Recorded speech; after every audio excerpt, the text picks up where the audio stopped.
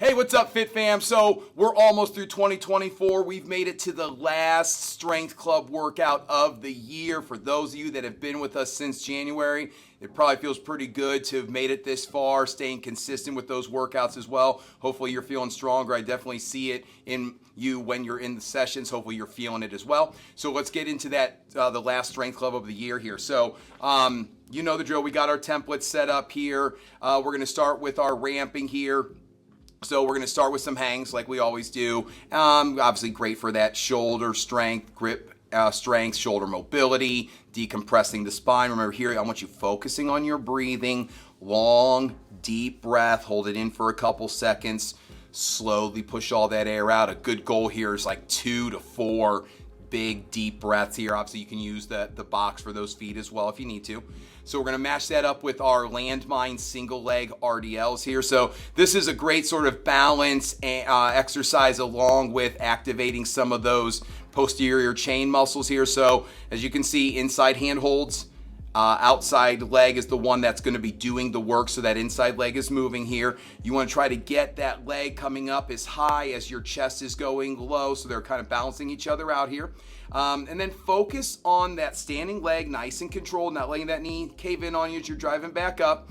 Obviously, you can add weight to this. If you haven't done this with us before, you might want to start with just the bar, but you can add some weight to this, but it's not something that we're looking to make real heavy. We want to just use this to get those glutes and hamstrings activated for the stuff we're going to be doing after this. So we'll get a set on one side, a set on the other leg, and then 2 sets of hangs.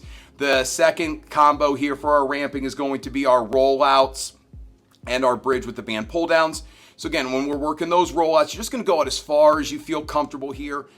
Ribs tucked, glute squeeze. You can see here, it looks like my back's kind of like rounded because I'm really trying to maintain that stability and tension through my core here. Only go as far as you can comfortably. We're going to get, the goal for that 30 seconds should be somewhere between 5 and 8 quality reps there. We're going to match that up with our bridge with the band pull down.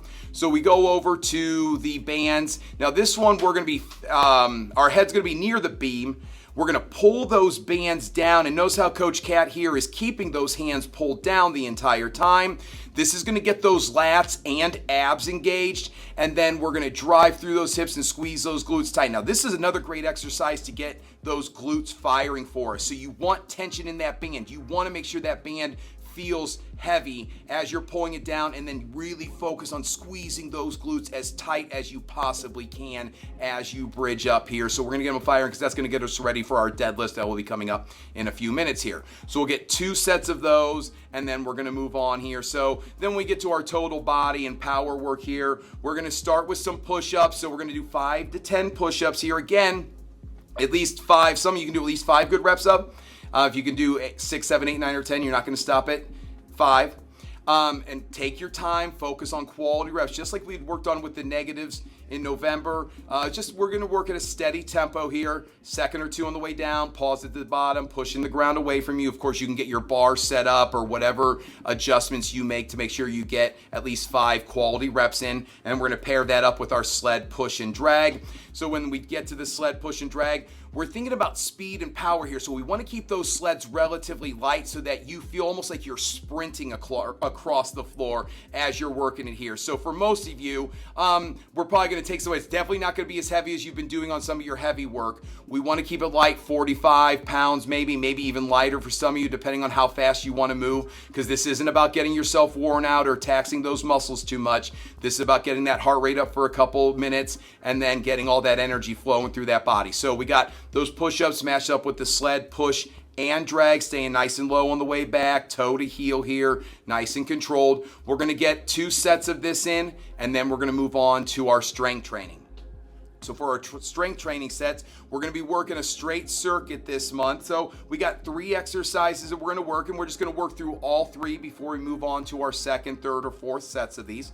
So we'll start with those deadlifts. Again, remember here, whether you're using a kettlebell or a trap bar, like you can see Coach Matt working here, the idea is to drive the ground away from you. Nice, strong grip, tall posture, shoulders down and away from those ears, not rounding that back as you go to pull.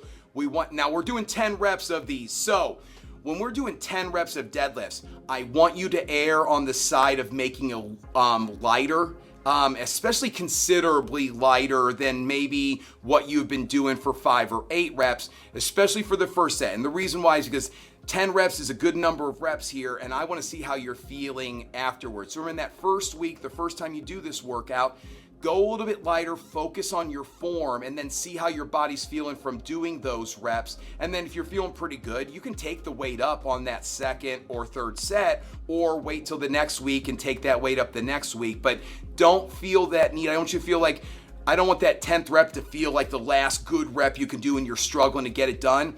For the deadlift, I want you to feel like you maybe have 2 or 3 good reps still left in the tank there just to keep yourself safe. Second exercise here is our chin-ups. So again, pronated grip or palms facing you, either way, whichever one you feel most comfortable with, using that band for assistance. What I really want you to focus on here is those shoulders down and away, like you're trying to put your shoulder blades and elbows into your back pocket.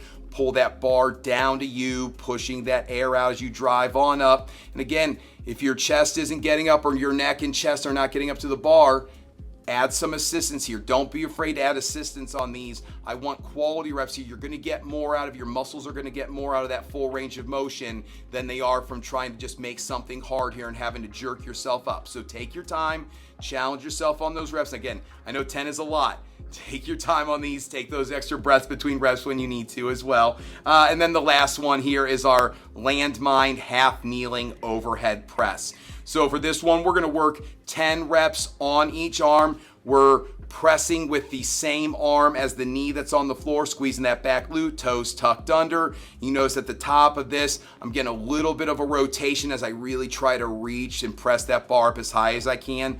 10 on each arm on this one. And again, right now I just have the bar, but you can add whatever weight's appropriate here.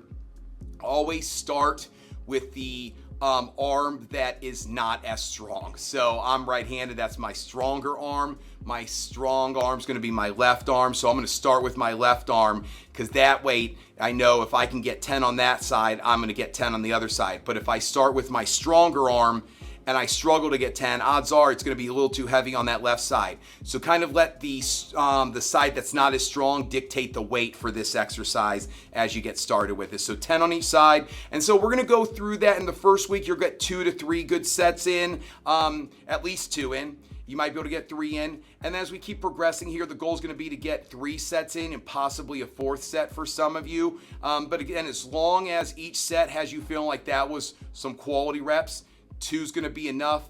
3 is great. 4 is kind of icing on the cake there as well. Then after that, we're going to move on to our conditioning at the end. So we have 3 exercises we're going to work here.